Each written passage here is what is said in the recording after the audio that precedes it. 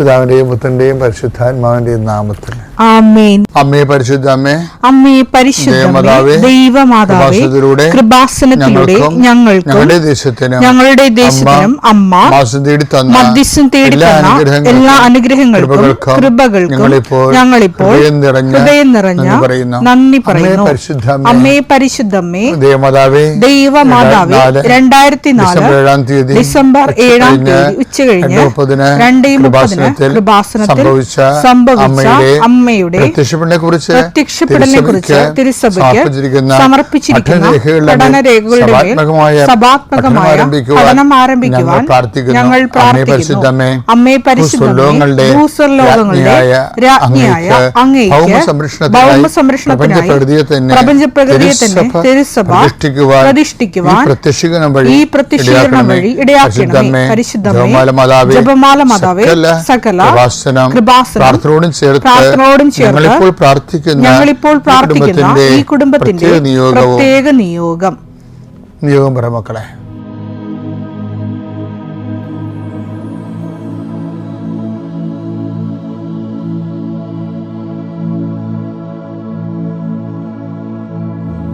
അമ്മയുടെ പ്രത്യക്ഷീകരണത്തിന്റെ ഈ അനുഗ്രഹവേളയിൽ ഞങ്ങൾക്ക് സാധിച്ചു തരുവാൻ കനിയണമേ. ആമേൻ. കർത്താവേ, നിന്റെ ഉന്നതമായ നാമത്തിന് സ്തോത്രം ചെയ്യുന്നു. കർത്താവേ, നിന്റെ വിശുദ്ധ പൗരോഹിത്യത്തെ മഹത്വപ്പെടുത്തണമേ. കർത്താവേ, സഭയിലുള്ള സാന്നിധ്യം പ്രകടമാക്കണമേ. 39 വർഷം ഞാൻ അർപ്പിച്ച കൃപാന്റെ യുഗതിയാൽ കൃപാസ്ഥാനത്താരെ ജീവനോടെ പ്രത്യക്ഷപ്പെട്ട പരിശുദ്ധ അമ്മയുടെ മാധ്യസ്ഥത്താൽ പിതാവിന്റെയും പുത്രന്റെയും പരിശുദ്ധാത്മാവിന്റെ നാമത്തിൽ ഞാൻ നിങ്ങളെ ആശീർവദിക്കുന്നു. കർത്താവേ, അങ്ങയുടെ മക്കളെ ഇന്ന് സഞ്ചരിക്കുന്ന ഓരോ വഴികളെ നീ ആശീർവദിക്കണമേ. കർത്താവേ, അങ്ങയുടെ മക്കള് ഇന്ന് കണ്ടുമുട്ടുന്ന ഓരോ വ്യക്തികളിലും കർത്താവിൻ്റെ ശക്തി നിറയട്ടെ. കർത്താവേ, അങ്ങയുടെ മക്കള് ഇന്ന് യാത്ര തിരിക്കുന്ന ലക്ഷ്യം വെക്കുന്ന ഓരോ ലക്ഷ്യങ്ങളും കർത്താവിൻ്റെ നാമത്തിൽ സാധിക്കുകയും അനുഗ്രഹം പ്രാപിക്കുകയും ചെയ്യട്ടെ. ഇന്നത്തെ എല്ലാ ഉത്തരവാദിത്തങ്ങളും നിറവേറ്റിക്കൊണ്ട് നിങ്ങൾ രാത്രി തിരിച്ചു വരുമ്പോഴേ സമാധാനം നിങ്ങളുടെ ഹൃദയത്തിൽ ഉണ്ടാകാൻ ഇടയാക്കട്ടെ എന്ന് പ്രാർത്ഥിക്കുന്നു. നിത്യം പിതാവും പുത്രനും വിശ്വാസ പ്രമാണം. സർവശക്തനായ പിതാവും ആകാശത്തിന്റെയും ഭൂമിയുടെയും സൃഷ്ടാവുമായ ദൈവത്തിൽ ഞാൻ വിശ്വസിക്കുന്നു. അവിടുത്തെ ഏകപുത്രനും ഞങ്ങളുടെ കർത്താവുമായ ഈശോമിശിഹായിലും ഞാൻ വിശ്വസിക്കുന്നു. ഈ പുത്രൻ പരിശുദ്ധാത്മാവിനാൽ ഗർഭസ്ഥനായി കന്യകാമറിയത്തിൽ നിന്ന് പിറന്ന് പൊന്തിയോസ് പീലാത്തോസിന്റെ കാലത്ത് പീഡകൾ സഹിച്ച് കുരിശിൽ തറയ്ക്കപ്പെട്ട് മരിച്ച് അടക്കപ്പെട്ട് പാതാളങ്ങളിൽ ഇറങ്ങി മരിച്ചവരുടെ ഇടയിൽ നിന്ന് 3-ാം നാൾ ഉയർത്ത് സ്വർഗത്തിലേക്ക് എഴുന്നള്ളി സർവശക്തിയുള്ള പിതാവായ ദൈവത്തിന്റെ വലതുഭാഗത്തിരിക്കുന്നു. അവിടെ നിന്ന് ജീവിക്കുന്നവരെയും മരിച്ചവരെയും വിധിക്കുവാൻ വരുമെന്നും ഞാൻ വിശ്വസിക്കുന്നു. പരിശുദ്ധാത്മാവിലും ഞാൻ വിശ്വസിക്കുന്നു. വിശുദ്ധ കത്തോലിക്കാ സഭയിലും പുണ്യവാന്മാരുടെ ഐക്യത്തിലും പാപങ്ങളുടെ മോചനത്തിലും ശരീരത്തിന്റെ ഉയർപ്പിലും നിത്യമായ ജീവിതത്തിലും ഞാൻ വിശ്വസിക്കുന്നു. ആമേൻ. സ്വർഗ്ഗസ്ഥനായ ഞങ്ങളുടെ പിതാവേ, അങ്ങയുടെ നാമം പൂജിതമാകണമേ. അങ്ങയുടെ രാജ്യം വരണമേ. അങ്ങയുടെ തിരുമനസ് സ്വർഗത്തിലെ പോലെ ഭൂമിയിലും ആകണമേ. അന്നു വേണ്ടുന്ന ആഹാരം ഇന്ന് ഞങ്ങൾക്ക് തരണമേ. ഞങ്ങളോട് തെറ്റ് ചെയ്യുന്നവരോട് ഞങ്ങൾ ക്ഷമിക്കുന്നത് പോലെ ഞങ്ങളുടെ തെറ്റുകൾ ഞങ്ങളോടും ക്ഷമിക്കണമേ. ഞങ്ങളെ പ്രലോഭനത്തിൽ ഉൾപ്പെടുത്തരുതേ, തിന്മയിൽ ഞങ്ങൾ രക്ഷിക്കണമേ. ആമേൻ. നന്മ നിറഞ്ഞ മറിയമേ, സ്വസ്തി. കർത്താവ് അങ്ങയുടെ കൂടെ സ്ത്രീകളിൽ അങ്ങ് അനുഗ്രഹിക്കപ്പെട്ടവളാകുന്നു. അങ്ങയുടെ ഉദരത്തിൻ ഫലമായി ഈശോ അനുഗ്രഹിക്കപ്പെട്ടവനാകുന്നു. പരിശുദ്ധ മറിയമേ, തമ്പുരാന്റെ അമ്മേ, പാപികളായ ഞങ്ങൾക്ക് വേണ്ടി ഇപ്പോഴും ഞങ്ങളുടെ മരണസമയത്തും തമ്പുരാനോട് അപേക്ഷിക്കണമേ. ആമേൻ. വിശ്വാസവുമായി ബന്ധപ്പെട്ട 2 സബ്ജക്ട്. വിശ്വാസ ജീവിതം. ഒന്ന് നേരത്തെ പണ്ടതിനെ കുറിച്ച് അതായിട്ടൊന്ന് കണ്ടിട്ടുണ്ട്. Revaluation of faith. റിവാലുവേഷൻ എന്ന് പറഞ്ഞാൽ എന്താ? പുനർനിർണയം. അതായത് ചില സമയത്ത് നമ്മുടെ വിശ്വാസ ജീവിതത്തിൽ നമുക്ക് എപ്പോഴും ശ്രദ്ധിക്കേണ്ട കാര്യത്തിൽ ദൈവം വിശ്വാസ ജീവിതം ഓട്ടോമാറ്റിക്കായിട്ട് വർക്ക് ചെയ്യുന്നതാണ്. അത് ദൈവമായിട്ട് കണക്റ്റഡ് ആണ്, പക്ഷെ അത് ഓട്ടോമാറ്റിക്കായി വർക്ക് ചെയ്യും. എന്ന് വെച്ച് കഴിഞ്ഞാൽ ആർജിത കൃപയുമായി ബന്ധപ്പെട്ട വിഷയമാണ്. വിശ്വാസ ജീവിതത്തിൽ നമുക്ക് വിശ്വാസം ഉള്ളതുകൊണ്ടാണല്ലോ വിശ്വാസം നമുക്ക് നൽകുന്ന സാധ്യതകൾ ഒന്നാണ് കൂദാശ ജീവിതം. കൂദാശ ജീവിതത്തിലൂടെ നമുക്ക് ലഭിക്കുന്നത് കാണപ്പെടാത്ത ദൈവത്തെ വരപ്രസാദം നമുക്ക് ലഭിക്കാൻ യേശുവിശ്വാസം സ്ഥാപിച്ച കാണപ്പെടുന്ന അടയാളമാണ് കൂദാശ. അത് ഒരു ദൈവ ജീവിത വിളിക്ക് അനപേക്ഷണീയമായിട്ടുള്ള വിവാഹം, തിരുപ്പട്ടം മുതലായിട്ടുള്ള ഓരോരോ കൂദാശകളുണ്ട്. അപ്പം അത് ആ ജീവിത വിളിക്ക് അനപേക്ഷണീയമായിട്ടുള്ള അനുഗ്രഹങ്ങളാണ് കൂദാശകൾ നമുക്ക് നൽകുന്നത്. പിന്നെ ഡേ ടു ഡേ ലൈഫും അതുപോലെ തന്നെ ഇറ്റേണൽ ലൈഫും. ഡേ ടു ഡേ ലൈഫിനും ഇറ്റേണൽ ലൈഫിനും നമുക്ക് ദൈവത്തിൻ്റെ പവർ അല്ലെ പ്രസാദവരം ആവശ്യമാണ്. അപ്പം അത് പലപ്പോഴും വരണത് ആർജിത കൃപയാണ്. ആർജിത കൃപ ഈശോമിശിഹാ നേടിയ കൃപയിൽ ഈശോമിശിഹാ നേടിയ കൃപ അവൻ്റെ നാമത്തിൽ വിശ്വസിക്കുന്നവർക്കെല്ലാം കൃപയ്ക്ക് മേൽ കൃപയെന്ന് നമ്മൾ ഉടമ്പടി പറയത്തില്ലേ, അതുപോലെ തന്നെയാണ് കൃപയും സത്യവും യേശുക്രിസ്തു വഴി ഉണ്ടായെന്നൊക്കെ പറയുന്നത്. കൃപാവരങ്ങളുടെ ഏക മധ്യസ്ഥൻ ഈശോ എന്നുള്ള ആശയത്തിൽ, പക്ഷെ കൃപ ചാനൽ ഔട്ട് ചെയ്ത് വരുമ്പോൾ ആ തടാകം, കൃപയുടെ തടാകത്തുമാകുന്ന യേശുക്രിസ്തു എന്ന് വലിയ പുഴയായി വരുന്ന ഏറ്റവും വലിയ പുഴ ആരാണ്? പരിശുദ്ധ അമ്മയാണ്. അപ്പം പരിശുദ്ധ അമ്മയിൽ നിന്ന് നമ്മൾക്ക് മരിയൻ ജീവിത രീതി, അതായത് ക്രിസ്ത്യൻ ജീവിത രീതി എന്ന് പറയുന്നത് പോലെനേക്കാൾ പവർഫുള്ളാണ് മരിയൻ ജീവിത രീതി എന്ന് പറയുന്നത്. ക്രിസ്ത്യൻ ജീവിത രീതി എന്ന് പറയുന്നത് വചന അധിഷ്ഠിതമായൊരു ജീവിത രീതിയാണ്. വചനം നമ്മൾക്ക് കൈമാറി തന്നവർ പറഞ്ഞ് നമുക്ക് നൽകിയിട്ടുള്ള മാതൃക അനുസരിച്ചുള്ളതാണ്. പക്ഷേ മരിയൻ ജീവിത രീതി എന്ന് പറഞ്ഞാൽ വചനം നേരിട്ട് ഉദരത്തിലേക്ക് സ്വീകരിച്ച ആളാണ് മറിയം. മറിയം ആ വചനത്തെ വയറ്റിട്ട് വളർത്തി, പെറ്റ് വീട്ടിൽ നിർത്തി വളർത്തി, കുരിശൻ്റെ ചുവടുവരെ ദൈവം ഏൽപ്പിക്കാൻ വേണ്ടി മരിയൻ ഒരു ജീവിത രീതി രൂപപ്പെടുത്തിയെടുത്തായിരുന്നു. അത് സുവിശേഷങ്ങൾ ഉണ്ടാകുന്നതിന് മുമ്പുള്ള ജീവിത രീതിയാണ്. എന്താണത്? ഇതാ കർത്താവിൻ്റെ ദാസി, നിന്റെ വചനം പോലെ എന്നിൽ നിറവേറട്ടെ. അതാണ് പേഴ്സണൽ ആപ്ലിക്കേഷൻ. വചനത്തിൻ്റെ പേഴ്സണൽ ആപ്ലിക്കേഷനെ കുറിച്ച് അപ്പോസ്റ്റലിക് സ്പിരിച്വാലിറ്റി പറയുന്നതിനേക്കാളും വളരെ തീവ്രമായിട്ടാണ് മരിയൻ സ്പിരിച്വാലിറ്റി പറയണത്. ബൈബിളിൽ നമുക്ക് രണ്ട് സ്പിരിച്വാലിറ്റിയാണ് ഫോളോ ചെയ്യണത്. ഒന്ന് അപ്പോസ്റ്റലിക് സ്പിരിച്വാലിറ്റി, രണ്ടാമത്തത് മരിയൻ സ്പിരിച്വാലിറ്റി. പക്ഷെ അപ്പോസ്റ്റലിക് സ്പിരിച്വാലിറ്റിക്ക് മുമ്പുള്ളതാണ് മരിയൻ സ്പിരിച്വാലിറ്റി. അതാണ് മരിയൻ സ്പിരിച്വാലിറ്റിയുടെ പവർ എന്ന് പറയുന്നത്. അതിൻ്റെ ആസ്തി ഭദ്രത എന്ന് പറയുന്നത് ഇതാ കർത്താവിൻ്റെ ദാസി, behold the hand made of the lord. പിന്നെന്താണ്? Be to done to me. അത് ഡയറക്റ്റായിട്ട് ഒരു വ്യക്തി പേഴ്സൺ ആസിച്ച് പേഴ്സൺ വചനത്തിൻ്റെ ദൈവത്തിൻ്റെ ദൗത്യം, മിഷൻ, എല്ലാ വചനവും മിഷനാണ് ശരിക്കും പറഞ്ഞത്. അപ്പോൾ ആദ്യം മിഷണറി എന്ന രീതിയിൽ പുതിയ നിയമത്തിൽ ആദ്യം മിഷണറി എന്ന് പറഞ്ഞത് ആരാണ്? മേരി. അപ്പം ആ മേരി അതെങ്ങനെ മിഷണറി ആയത്? മംഗളവാർത്തയെ കൊടുത്ത റെസ്പോൺസാണ് ഫിയാത്ത്. എന്താണ്? ഇതാ കർത്താവിൻ്റെ ദാസി. പിന്നെന്താണ്? അങ്ങയുടെ വചനം പോലെ എന്നിൽ നിറവേറട്ടെ. ഈ വചനം എന്നിൽ നിറവേറുന്നതിന് വേണ്ടിയുള്ള ആദ്യ നടപടിക്രമമാണ് സമർപ്പണം. അതാണ് ഇതാ കർത്താവിൻ്റെ ദാസി. അപ്പം കർത്താവിനാണ് സമർപ്പിക്കുന്നതായിരിക്കുന്നത്.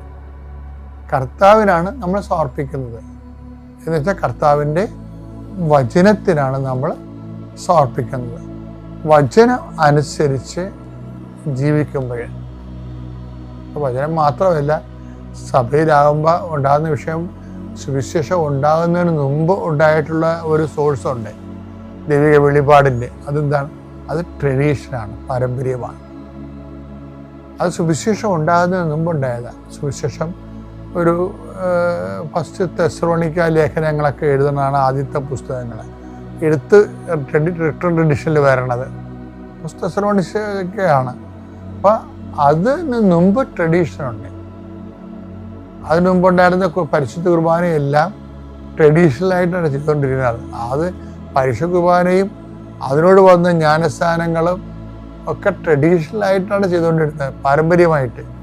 അതിനുശേഷമാണ് അത് റിട്ടേൺ ആയത്, മനസ്സിലായത്. അതുകൊണ്ടാണ് സഭയുടെ ട്രഡീഷൻസ് നമുക്ക് ഹോളി ആയിരിക്കുന്നതിൻ്റെ കാരണം അതാണ്. കാര്യം ആ ദൈവികമായ പദ്ധതികളെല്ലാം ആദ്യം നമുക്ക് തന്നത് പാരമ്പര്യം അനുസരിച്ചാണ്. അപ്പം ആ പാരമ്പര്യമൊന്നും ഇല്ലാത്ത സഭാകൂട്ടങ്ങൾ, ക്രിസ്ത്യൻ ഗ്രൂപ്പുകളൊക്കെ ഉണ്ടാവില്ല. അപ്പം അവർക്ക് ആ പാരമ്പര്യങ്ങളോ ഹിസ്റ്ററിയോ ഒന്നും ഉണ്ടാകത്തില്ല. അവർ പക്ഷെ അതിനെ നിഷേധിക്കും. അത് രക്ഷപ്പെടാൻ വേണ്ടി ചെയ്യുന്ന പരിപാടിയാണ്. എനിവേ, ഞാൻ പറഞ്ഞു വരുന്നതിൻ്റെ വിഷയം, ഇങ്ങനെ മാതാവാണ് ഫസ്റ്റ് ഫെയ്ത്ത്ഫുൾ എന്ന് പറയുന്നതും ഫസ്റ്റ് ഡിസൈപ്പിൾ എന്ന് പറയുന്നത്. അപ്പോൾ ഈ മാതാവിൻ്റെ വിശ്വാസ ജീവിതത്തിൽ അമ്മയുടെ ജീവിതത്തിൽ ഒത്തിരിയേറെ ഡാർക്ക് ഏജസ് വന്നിട്ടുണ്ട്. ഡാർക്ക് ഏജ് നമ്മളുടെ ജീവിതത്തിൽ എല്ലാം വരും. പക്ഷെ ഡാർക്ക് ഏജ് വന്നാലും അമ്മ മുന്നോട്ട് പോകും. ഡാർക്ക് ടൈം ഉണ്ടാകും. അപ്പം ഇതിനാണ് നമ്മൾ നേരത്തെ അച്ഛൻ പറഞ്ഞില്ല, എന്താണ് revaluation of faith. Dark age എന്ന് പറയുന്നത്, അതായത് ജോൺ ഓഫ് ദി ക്രോസ് ഒക്കെ പറയുന്ന ആത്മാവിൻ്റെ രാത്രി, അതായത് ഒരു നോൺ കമ്മ്യൂണിക്കേഷൻ, ദൈവത്തിൽ നിന്ന് ഒരു കമ്മ്യൂണിക്കേഷൻ നമുക്ക് ലഭിക്കുന്നില്ല. പ്രെയർ ചെയ്യാൻ നമുക്ക് പറ്റണില്ല, വചനം വായിക്കാൻ പറ്റണില്ല. അഥവാ 1-2 പേജ് ഒരു പാരഗ്രാഫ് വായിച്ചിട്ട് അപ്പം തന്നെ മടക്കി വെക്കും. നമുക്ക് പ്രാർത്ഥിക്കാൻ ഒരു എരിവ് തോന്നണില്ല, തീക്ഷ്ണം തോന്നണില്ല. പിന്നെ പ്രാർത്ഥിക്കാൻ അവന് കുർബാന പള്ളിയിൽ പോകാനോ ഒന്നും മടുപ്പ് തോന്നുക. കാര്യം ദൈവത്തെ തന്നെ ദൈവം ഉണ്ടോ എന്ന് പോലും നമുക്ക് സംശയം തോന്നുന്ന സ്വാഭാവികം, എല്ലാവർക്കും ഉണ്ടാവും അത്. അതിനാണ് ഡാർക്ക് ഏജ് എന്ന് വെച്ച് faith. John of the cross അതിന് ആത്മാവിൻ്റെ രാത്രി എന്നാ പറയുന്നത്, കാണാൻ പറ്റാത്ത രാത്രി. പക്ഷെ ഈ സംഭവം, ഈ കാലം ശരിക്കും പറഞ്ഞാൽ ആത്മാവിൻ്റെ രാത്രി അല്ല. അത് ആത്മാവിൻ്റെ രാത്രി എന്ന് വെച്ച് കഴിഞ്ഞാൽ ഇത് റിവിഷൻ ഓഫ് ഫെയ്ത്തിൻ്റെ ടൈം. റിവിഷൻ ഓഫ് ഫെയ്ത്ത് എന്ന് വെച്ച് കഴിഞ്ഞാൽ ഇങ്ങനെ ഒരു ബ്ലാക്ക്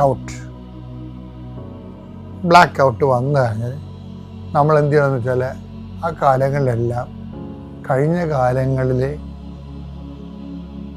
ഇതുപോലെ വന്നിട്ടുള്ള ബ്ലാക്ക് ഔട്ടുകളിൽ എടുത്ത നിലപാടുകളെ ഓർത്ത് നമ്മൾക്ക് അനുതാപം ഉണ്ടാകണം. അതുപോലെ തന്നെ ഏറ്റവും കൂടുതൽ വിശ്വാസം, റിവിഷൻ ഓഫ് ഫെയ്ത്ത് എന്ന് പറഞ്ഞാൽ എന്താണെന്നറിയാമോ? അതായത് ഏറ്റവും കൂടുതൽ വിശ്വാസം എൻ്റെ ജീവിതത്തിൻ്റെ ഏത് ഘട്ടങ്ങളിലാണ് ഉണ്ടായത്. അതിനാണ് അത് ആ ദൈവം തന്നെയാണ് ഇപ്പോഴും ജീവിച്ചിരിക്കുന്നത്. അതാണ് അപ്പം ഇല്ലാത്തതിനെ കുറിച്ച് നിങ്ങൾ എന്തിന് ഉത്കണ്ഠാകുലരായിരിക്കുന്നു. 5000 പേരെ തീറ്റിപ്പോറ്റിയ 5 അപ്പത്തെ കുറിച്ച് 7000 പേരെ തീറ്റിപ്പോറ്റിയ 4 അപ്പത്തെക്കുറിച്ചും നിങ്ങൾ ചിന്തിക്കുന്നില്ലേ? അതാ വിഷയം. അത് വെച്ചാൽ ഈ ഇല്ലായ്മ വരുമ്പോൾ, വിശ്വാസം ഇല്ലായ്മ വരുമ്പോൾ, വിശ്വാസം സമൃദ്ധമായ ഒരു ഇന്നലകളെക്കുറിച്ച് നമ്മൾ ചിന്തിക്കണം. എന്നുവെച്ചാൽ ആ ദൈവം തന്നെയാണ് ഇന്നും ഉള്ളതെന്ന വിഷയം. അതാ കൺക്ലൂഷൻ എന്ന് പറയുന്നത്. അതായത് റിവിഷൻ ഓഫ് ഫെയ്ത്തിൻ്റെ കൺക്ലൂഷൻ അതാണ്. അതായത് സുവിശേഷം 16:8 യേശു ഇതറിഞ്ഞ് അവരോട് ചോദിച്ചു, അല്പവിശ്വാസികളെ, അപ്പം ഇല്ലാത്തതിനെ പറ്റി നിങ്ങൾ പരസ്പരം സംസാരിക്കുന്നുവോ? നിങ്ങൾ ഗ്രഹിക്കുന്നില്ലയോ? 16:9 5000 പേരുടെ അഞ്ചപ്പം നിങ്ങൾ ഓർമ്മിക്കുന്നില്ലേ? അതാണ് വിഷയം. ഇപ്പം ഇങ്ങനെ റിവിഷൻ ഓഫ് ഫെയ്ത്തിൽ വരണത്, ഇപ്പോൾ ഒരു ഡാർക്ക് ഏജ് വന്നാൽ, ബ്ലാക്ക് സ്പോട്ട് ഫെയ്ത്തിൽ വന്നാൽ, ദൈവത്തെ ഫീൽ ചെയ്യുന്നില്ലാത്തൊരു കാലഘട്ടം വന്നാൽ, നമ്മൾ എമർജൻസി ആയിട്ട് ചെയ്യേണ്ട ഫസ്റ്റ് സ്റ്റെപ്പ് എന്ന് പറയുന്നത്, ഉടനെ നമ്മൾ കഴിഞ്ഞ കാലത്ത് ദൈവം നമ്മൾ ഏറ്റവും ഹെൽപ്പ് ചെയ്ത ടൈമിനെ കുറിച്ച് നമുക്ക് ഓർമ്മ വേണം. അപ്പോൾ ഇത് വിഷയം എന്താ വെച്ച് കഴിഞ്ഞാൽ, ഇപ്പം ഈശോ പറഞ്ഞാൽ ആ 4000 പേരുടെ 7 അപ്പവും നിങ്ങൾ ഓർമ്മിക്കുന്നില്ലേ? അന്ന് എത്ര കുട്ടയാണ് നിങ്ങൾ സ്വീകരിച്ചത്? എന്നുവെച്ചാൽ ആ ദൈവം തന്നെയാണ്, ആ ഈശോ തന്നെയാണ് നിങ്ങൾ ഈ സമയത്ത് നിങ്ങളുടെ കൂടെയുള്ളത്.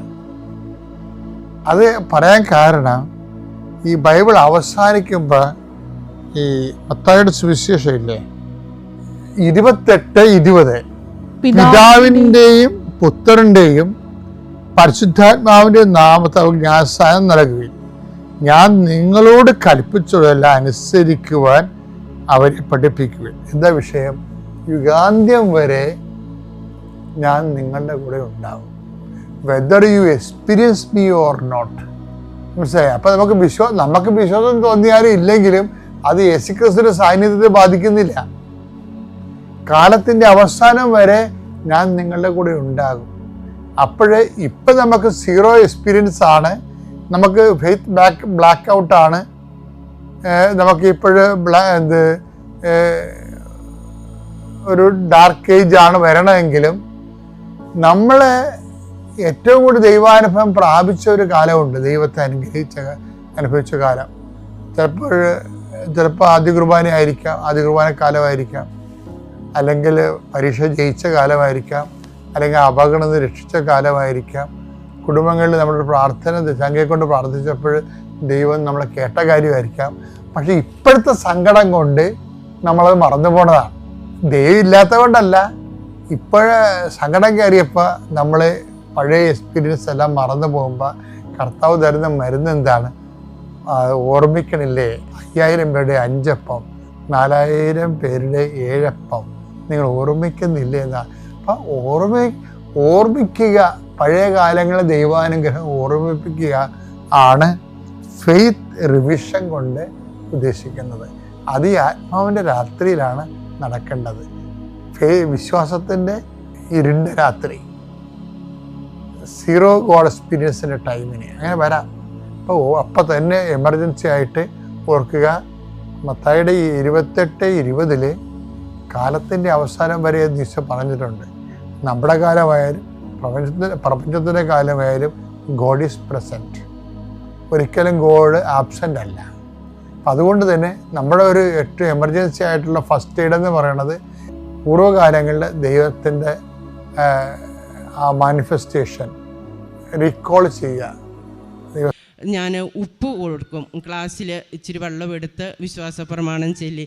അത്ഭുതകരമായി ചേട്ടായി 3 ദിവസം കൊണ്ട് എഴുന്നേറ്റ് സ്വന്തം കാര്യം നോക്കാൻ പറ്റി. വലിയ നന്ദി പറയുന്നു പരിശുദ്ധ അമ്മയ്ക്കും തിരുക്കുമാരനും. ഒപ്പം ഉണ്ട് എക്സ്റേ എടുത്തപ്പം ബാക്കിൽ 3 ക്രാക്ക് ഉണ്ടായിരുന്നു, കൈ ഒടിഞ്ഞിട്ടുണ്ടായിരുന്നു, ഇതെല്ലാം ഉണ്ടായിരുന്നു. എന്നിട്ടും അമ്മയുടെ ഒരൊറ്റ എന്താ അത് പറയുക, അമ്മ വന്നിട്ടാണ് എൻ്റെ ഭർത്താവിന് തിരിച്ച് ജീവൻ നൽകിയത്. കാരണം അത് തലയടിച്ചായിരുന്നു വീണെങ്കിൽ ഒരിക്കലും ജീവൻ കിട്ടില്ലായിരുന്നു എന്ന കണ്ടു നിന്നവരും എല്ലാവരും ഞങ്ങളോട് പറഞ്ഞത്. അമ്മയുടെ ഒരൊറ്റ കൃപകടാക്ഷം. പിന്നെ ഞങ്ങൾ കുടുംബത്തോടെ 5:30 മണിക്ക് എല്ലാ ദിവസവും ഞാനും 2 മക്കളും ചേട്ടായിയും കൂടെ പ്രത്യക്ഷീകരണ പ്രാർത്ഥന മുടങ്ങാതെ ചൊല്ലുമായിരുന്നു. അതിനൊരു മുടക്കവും ഞങ്ങൾ വരുത്തിയിട്ടില്ല. സന്ധ്യാപ്രാർത്ഥനയും അങ്ങനെ തന്നെ പോകുമായിരുന്നു. ആ സമയത്ത് എനിക്ക് ഭയങ്കര വിഷമമുണ്ടായി. എനിക്ക് ജോലിയൊന്നുമില്ല. അപ്പം ഞങ്ങൾക്ക് പ്രത്യേകിച്ച് വരുമാനമോ ഒരു വരുമാന മാർഗം ഒന്നുമില്ല. അങ്ങനെ ഞാൻ ഒരുപാട് വിഷമത്തോടെ ഇങ്ങനെ ഇരുന്നു. ആ സമയത്ത് ഞാൻ മാതാവിനോട് പറഞ്ഞു, അമ്മേ, ഉടമ്പടി പുതുക്കി ഇപ്പം ഞാൻ ഒരു നിയോഗം വെച്ചു. എനിക്ക് എൻ്റെ വീട്ടിലിരുന്ന് ചെയ്യാൻ പറ്റുന്ന ഒരു ജീവിത വരുമാന മാർഗം അമ്മ കാണിച്ചു തരണം. എനിക്ക് ഒരു നിർവാഹവുമില്ല, എനിക്കും സുഖമില്ലാത്ത ആളാണ്, ജീവിത പങ്കാളി ഈ അവസ്ഥയിലായി, മുന്നോട്ട് പോകാൻ വഴിയില്ല, മക്കൾക്ക് ആഹാരം കൊടുക്കണം, വസ്ത്രം വാങ്ങണം, പഠിപ്പിക്കണം. ഇതെല്ലാം ഓർത്ത് ഞാൻ ആദ്യം ടെൻഷൻ അടിച്ചു. പിന്നീട് എനിക്കറിയില്ല, ഒരു ടെൻഷനും എനിക്കില്ല. ആ ഒരു ദിവസം മാത്രമേ എനിക്ക് ടെൻഷൻ വന്നുള്ളൂ. എൻ്റെ കൃപാസന അമ്മയുടെ കാശ് രൂപം എൻ്റെ കയ്യിൽ എപ്പോഴും ഉണ്ടാകും, തൈലം എപ്പോഴും ഞാൻ ഉപയോഗിക്കും. അങ്ങനെയായി ഞാൻ ആ അമ്മയോട് ഇങ്ങനെ പറഞ്ഞു, ഇനി എന്ത് ചെയ്യും? അപ്പം എൻ്റെ ഭർത്താവ് ഇലക്ട്രീഷ്യനാണ്. അപ്പം പുള്ളിക്കും കൂടി പുള്ളിയുടെ ഇഷ്ടപ്പെട്ട മേഖല അതാണ്. അപ്പം ആ മേഖലയിലുള്ള ഒരു ജോലി തരണേ ഞങ്ങൾക്ക് വീട്ടിലിരുന്ന് ചെയ്യാൻ എന്നാണ് ഞാൻ പ്രാർത്ഥിച്ചത്. അപ്പം ആദ്യം ഞങ്ങൾ വിചാരിച്ചത് എന്താണെന്ന് വെച്ചാൽ, എല്ലാവരും പറഞ്ഞു മാല ബൾബ് അങ്ങനത്തെ ചെയ്താലോ വീട്ടിലിരുന്ന് പറ്റുമല്ലോ എന്ന് പറഞ്ഞു. പക്ഷെ അത് അത്ര നല്ലതായിട്ട് ഞങ്ങൾക്ക് തോന്നിയില്ല. ഞാൻ പ്രത്യക്ഷീകരണ പ്രാർത്ഥന സമയമൊന്നും നോക്കില്ല, എപ്പോഴും ചൊല്ലും. സമയം കിട്ടുമ്പോഴെല്ലാം ഞാൻ ചൊല്ലിക്കൊണ്ടിരുന്നു. ചേട്ടായിയും ചെല്ലും. ഞങ്ങൾ രണ്ടാളും മാറി മാറി ഇങ്ങനെ ചൊല്ലിക്കൊണ്ടിരുന്നു. കൃപാസന അമ്മയുടെ രൂപത്തിൻ്റെ അവിടെ മുട്ടുകുത്തി ഞങ്ങൾ പ്രാർത്ഥിച്ച് ഇങ്ങനെ ഇരിക്കുമ്പോൾ അമ്മ ആദ്യം ഒരു മുല്ലപ്പൂവിൻ്റെ മണം വന്നു. മുല്ലപ്പൂവിൻ്റെ മണം വന്നപ്പോൾ എനിക്ക് ഉറപ്പായി അമ്മ ഇവിടെ ഉണ്ട്, ഇനി വിഷമിക്കേണ്ട കാര്യമൊന്നുമില്ല, എല്ലാം ശുഭമായി എന്ന് ഞാൻ വിശ്വസിച്ചു. അതിന് തൊട്ട് പിന്നാലെ തന്നെ വെളുപ്പിനെ ഒരു 2:15 ആയിട്ടുണ്ടാവും, എനിക്ക് നമ്മുടെ കൃപാസനം അമ്മ എൻ്റെ മുൻപിൽ വന്ന് നിൽക്കുമ്പോൾ അമ്മയുടെ കയ്യിൽ ഒരു ബൾബുണ്ട്, LED ബൾബ്. അതിങ്ങനെ നല്ല പ്രകാശമാണ്. അപ്പോൾ ഞാൻ കണ്ണ് ഇങ്ങനെ, എനിക്ക് തന്നെ അറിയത്തില്ല, ഞാൻ തുറന്നും അടച്ചും ഒക്കെ നോക്കി ഇതെന്താണ് സംഭവം എനിക്ക് മനസ്സിലാകുന്നില്ല. ഉടനെ ഞാൻ ചേട്ടായിയോട് പറഞ്ഞു, ചേട്ടായി നോക്കിക്ക്, ഒരു ബൾബ് കാണിച്ചു തരുന്നു, ഇതെന്താണാവോ, അമ്മ വന്നു എന്നിങ്ങനെ പറഞ്ഞു. അപ്പോൾ ചേട്ടായി പറഞ്ഞു, അത് തന്നെ ആയിരിക്കും നമുക്ക് അമ്മ തരുന്ന ജീവിത വരുമാന മാർഗം. പുള്ളിക്ക് അതറിയാം, അതേക്കുറിച്ചൊക്കെ അത് ചെയ്യാനൊക്കെ അറിയാവുന്നയാളാണ്. അപ്പം പെട്ടെന്ന് തന്നെ എന്നാൽ നമുക്ക് അതേക്കുറിച്ച് ചെയ്യാം എന്ന് പറഞ്ഞു. പക്ഷേ അത് കഴിഞ്ഞ് ഞാൻ അമ്മയോട് ചോദിച്ചു, ഇനി എന്താ ചെയ്യുക, ഇതാന്ന് പറയുന്നുണ്ട്, ഇതെവിടെ എങ്ങനെ എന്തോ ഒന്നും അറിയില്ല. അപ്പോൾ ഞാൻ എപ്പോഴും വെളുപ്പിനെ 3 മണിക്കുമൊക്കെ എണീറ്റിരുന്ന് ബൈബിള് വായിക്കും. ബൈബിള് വായിച്ചുകൊണ്ടിരിക്കുന്ന സമയത്ത് ചില സമയങ്ങളിൽ ചില വചനങ്ങളൊക്കെ മനസ്സിൽ തട്ടും. എങ്കിലും മിക്ക ദിവസവും പിന്നീട് അമ്മ എൻ്റെ അടുത്ത് വരും. വന്നിട്ട് അമ്മ പറഞ്ഞു തരും.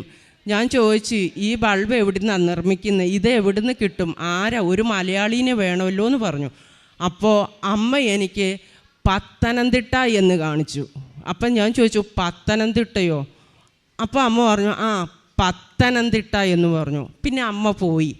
അത് കഴിഞ്ഞിട്ട് ഞാൻ എങ്ങനെ അന്വേഷിക്കും? പിന്നെ മക്കളും ചേട്ടായും കൂടി സെർച്ച് ചെയ്ത് നോക്കുമ്പോൾ അങ്ങനെ ഒരു വ്യക്തിയുണ്ട്, അവിടെ ഒരു ഇതുണ്ട്.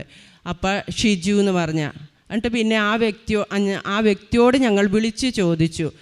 അപ്പോൾ വിളിച്ച് ചോദിച്ചപ്പം ആ വ്യക്തി പറഞ്ഞു, നിങ്ങളുടെ പേരിൽ തന്നെ ഒക്കെ അടിക്കണമെന്നുണ്ടെങ്കിൽ, നിങ്ങൾ പറയുന്ന പേരിട്ട് അടിക്കണമെന്നുണ്ടെങ്കിൽ ഒരുപാട് പൈസയാകും, അതിനേക്കാളും ഭേദം മറ്റൊരാളുടെ പിന്നെ ഞങ്ങളാക്കി തരാം, ഞങ്ങൾ അടിക്കുന്നത് എടുത്ത് തരാം, അത് നിങ്ങൾ ഉണ്ടാക്കി കൊടുത്താൽ മതി എന്ന് പറഞ്ഞു. അപ്പം ഞാൻ അമ്മയോടൊരു വാക്ക് പറഞ്ഞിട്ടുണ്ടായിരുന്നു, ഞങ്ങൾക്ക് ജീവിത വരുമാനം കിട്ടിയാൽ അമ്മയുടെ പേരിട്ടിട്ട് ഞങ്ങൾ ആ സംരംഭം തുടങ്ങുകയുള്ളൂ എന്ന്. അന്നേരം ഞാൻ പറഞ്ഞു, പറ്റത്തില്ല എന്ന് പറഞ്ഞു.